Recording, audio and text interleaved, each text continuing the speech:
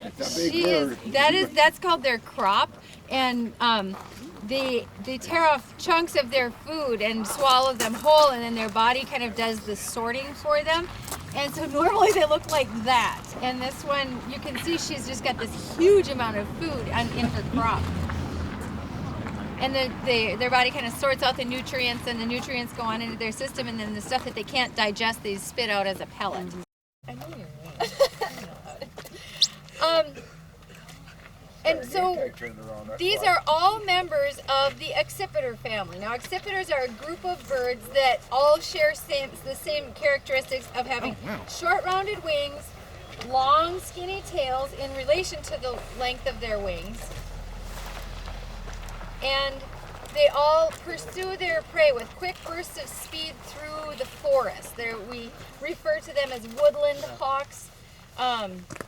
They are most comfortable in the woods, and so they're pursuing their prey through areas that have lots and lots of things for them to hit. And so they're extremely maneuverable. They dodge and weave through the forest, through the gaps in the trees, using their long skinny tails as a rudder. A little ornery. So Hawk Ridge is known as the goshawk hotspot. There aren't very many raptor hawk watching sites in North America that you can go and just assume that you will see northern goshawks in the air or in the hand. The way that they migrate, they follow a forest in Canada that the southern edge of that forest brings them just north of here. Then when they turn south, they encounter Lake Superior and turn and follow the shoreline here. And so people come from all over the world. Thank you. People come from all over the world to see northern goshawks here. So they follow this forest right here. And as they come down here, they encounter Lake Superior and turn and then fly south and west along the shoreline. You know what's amazing is that thing has a full crop and it's still going after more. Yes, all these birds are good. There's some of us who eat that way all the time. Probably. I wonder if it was making a Are you ready? No, Eric, count to 3. Okay, on the count of 3. 1, 2, 3. You can even see her crop when she's flying. Wow, thank you very much. We'll get the rest of your information.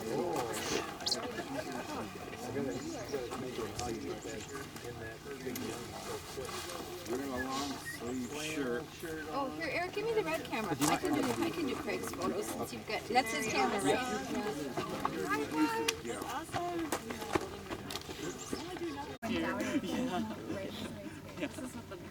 Okay, you ready? 1, 2, 3. Oh, So have it here like this, and then just put both your hands right on top of hers. Both hands on top, facing forward, tight. Here you go, and then you can control his hand here. So sorry, it's in front of people. There, and then bring it down in front of you. Down. There you go. She knows you're going to release her. lift off soon, buddy. You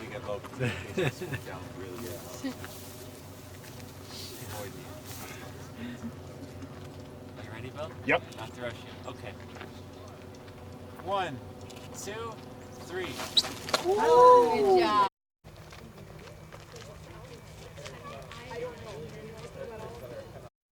Bright white on either side of the tail. So this is a junco, and it's a dark-eyed junco, but we have the slate-colored kind of subspecies of the junco. So the first thing we're gonna do is put a band on it.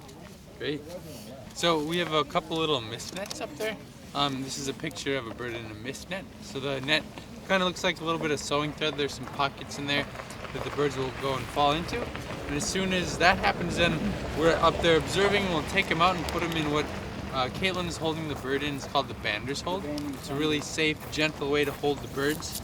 Come on over if you want to learn about banding songbirds. And here, she's taking a pair of special banding pliers. You can see in the picture here, there's a pin open at the same time. And there's different size holes for different size of bird's leg, because of course some birds' legs are larger than others. And then as you watch, she'll put a little band on the leg. So the band is made of aluminum. It's the lightest metal, so it doesn't impact the bird's flight or life or anything like that. So now it's got its own little bracelet with its own 9-digit number. And this is like a social security number. No other bird in the world has this number. And now if this bird is ever captured again, maybe where it breeds up by Hudson Bay for the summer, or maybe where it goes to winter down somewhere south of here, then we could learn all kinds of things about it. We could learn where it breeds, where it winters, the paths it uses for migration. We can learn about lifespan. We can learn about how birds fare in areas where there's been some kind of chemical or environmental type of disaster. All kinds of things. Special training in how to handle the birds and get them out of the net, and then how to do all of the things surrounding the banding process. Matti is holding the bird in the bander's hold, which is a safe way to hold the bird. If you think about your fingers, you have kind of a little space in between your fingers, and then if you kind of crook your fingers like this, like the little harness that goes around you on an amusement park ride, that's kind of how we're holding the bird. There's plenty of space in there for the bird's neck, which is just wider than a toothpick, and then we use the rest of our hand to support the bird so it can't flap its wings and strain its wings in any way or anything like that. Just like all the other ones. Right hand and left hand. Like these. Daddy still Open it, he's got my hand. Now we have to wait a little less.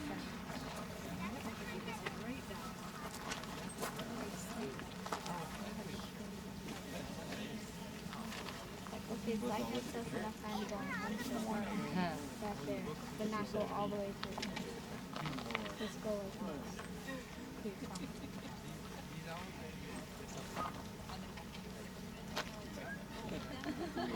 Keep your left hand down. This is a hot. That's okay. Great big proximity. Keep your left hand down. Are you ready? 1, 2, 3. Whoa! Perfect. You wanted to go down. I'm so glad to be out of there.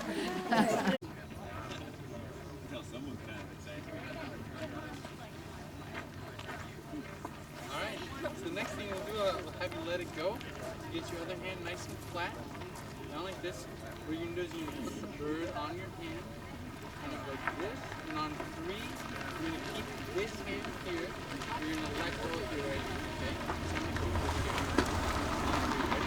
One, two, three. So let go. Woo! There you go. Nice job. Did you see the white? Oh, there it comes. It's coming around. Oh, it's going up. Oh yes, I know. Look at yours, but I look at yours. Giving us a good look.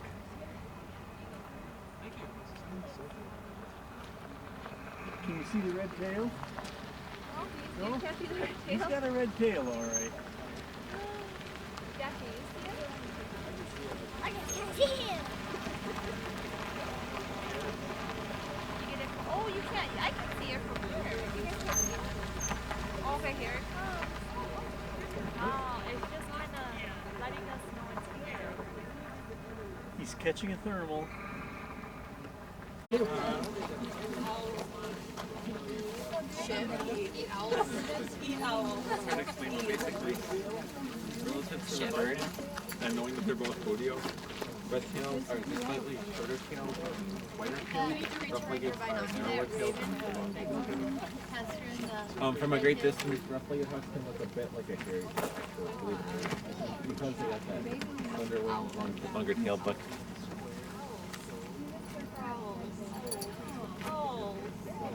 go red tail, go.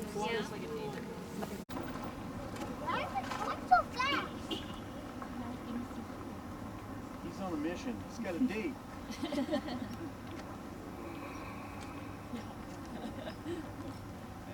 More gophers down south.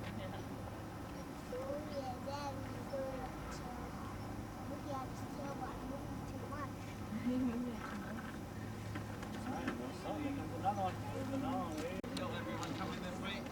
Tail box is over in the corner. Oh, yeah? Open this guy. Another adult red tail. beautiful red tail on that one. Yeah. Oh yeah, you can see it. Wow. You see it? Got him, Alex? Oh yeah. Nice. Cool.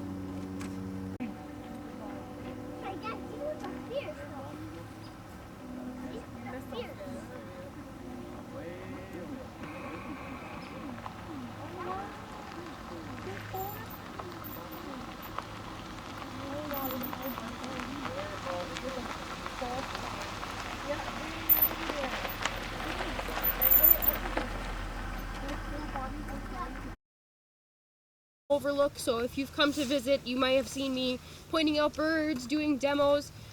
This year I'm working exclusively for owl nights, so I won't be seeing much of you up at the Overlook, but I'm very pleased to be here for the owl night programs. We have a fantastic night tonight. The weather is lovely, no wind, which is a good thing for owls, a little moon, which is also a good thing for owls, so we'll cover that as we go along.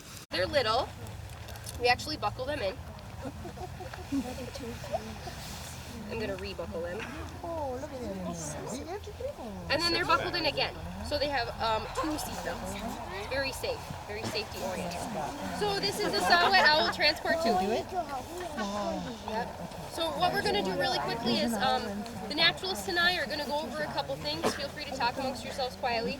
And then we will take the owl out and I will show you, and then we'll have our photography. So just give us one moment. Okay.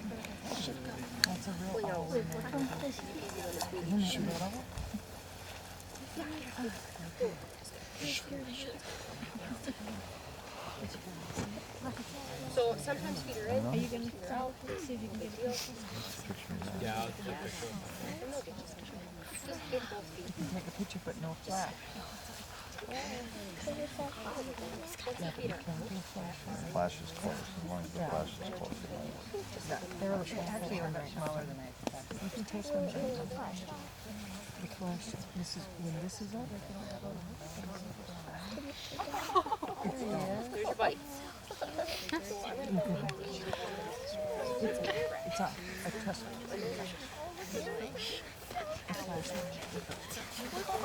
Look at him, You might hear a sound. I'm going to ask you to also try to be really quiet so we don't make too much noise and startle the owl. You might hear a sound that is like this clacking. That is the owl clacking its beak. It's telling us it's a tough owl. We should let it go. It's, I don't think it really realizes that it's 8 inches tall. So I'm going to illuminate this owl with the flashlight so you can see it. And then when we're doing photos, I will also put the flashlight on it so the flash isn't startling to the owl. So what I'm going to do is walk through really quickly and let you all take a look at it. Really quickly, it's pretty tiny.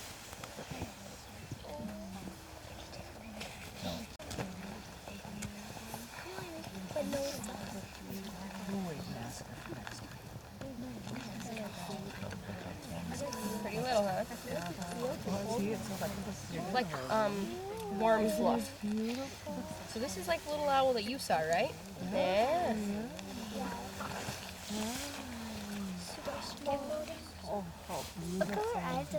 Can you see? What color? Yeah, very good.